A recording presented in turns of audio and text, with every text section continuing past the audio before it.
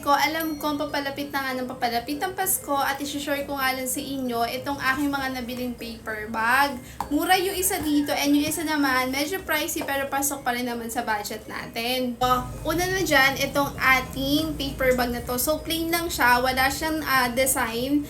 Katulad nung isa nating paper bag. Pero ito mga Mariko, meron tong size for extra small hanggang extra large.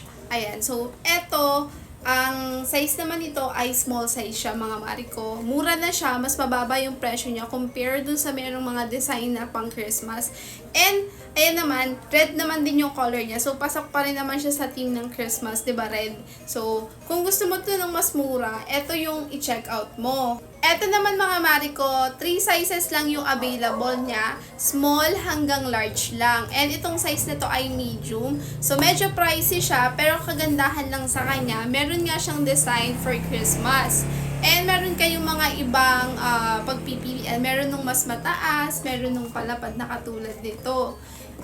Medyo mas mataas lang yung presyo niya compared dun sa isang paper bag natin kanina. Ika na lang Mariko kung ano nga ba yung mas gusto mong i-check out, ito or itong ating may design ng Christmas.